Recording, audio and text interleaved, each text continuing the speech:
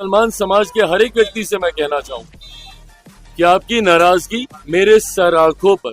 केंद्रीय मंत्री और लोक जनशक्ति पार्टी रामविलास के नेता चिराग पासवान ने शनिवार को मुस्लिम समाज को संबोधित करते हुए एक भावनात्मक अपील की।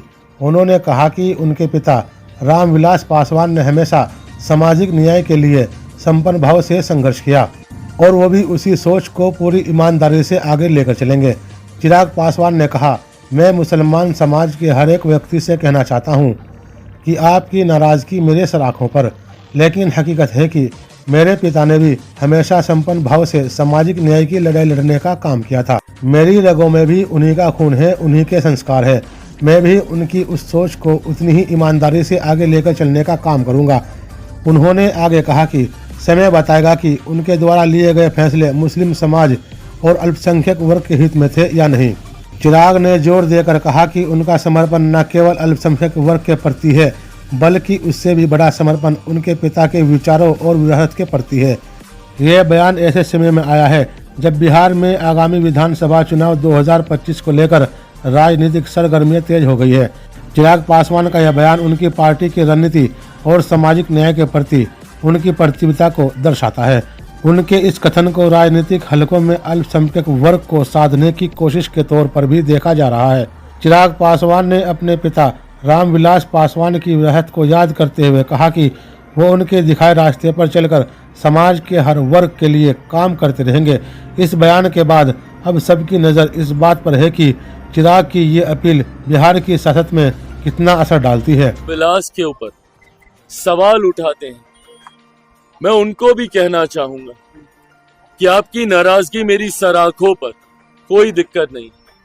आपकी नाराजगी तो मेरे उस पिता से भी रही थी जब उन्होंने 2014 में एनडीए का साथ देने का काम किया।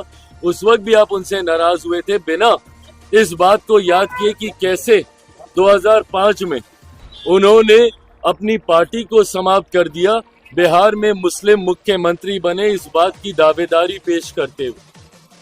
तो आपकी नाराजगी मेरी सर आंखों पर, और मैं मुसलमान समाज के हर एक व्यक्ति से मैं कहना चाहूंगा कि आपकी नाराजगी मेरे सर आंखों पर हकीकत है कि मेरे नेता ने भी हमेशा समर्पण भाव से सामाजिक न्याय की लड़ाई लड़ने का काम किया था। मेरी रगों में भी उन्हीं का खून है, उन्हीं के संस्कार हैं।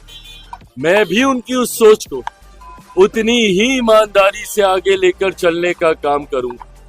वक्त बताएगा कि चिराग पासवान के द्वारा लिए गए फैसले आपके हक में थे या नहीं थे, पर तब तक अगर आप मुझसे अपनी नाराजगी भी अगर आप रखेंगे तो बस इतना याद जरूर रखिएगा कि चिराग पासवान का समर्पण न सिर्फ उस समाज के प्रति है, अल्पसंख्यक वर्ग के प्रति है, मुसलमानों के प्रति है, बल्कि उससे बड़ा समर्पण मेरे नेता, मेरे पिता आदरणीय रामविलास पासवान जी के विचारों के प्रति।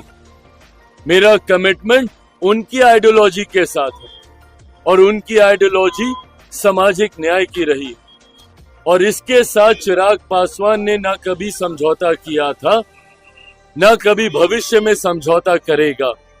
चिराग पासवान के द्वारा लिया गया हर फैसला, मेरी पार्टी के द्वारा लिया गया हर फैसला मेरे पिता के विचारों को मजबूत करने की सोच को प्राथमिकता देने की दिशा में लिया जाएगा।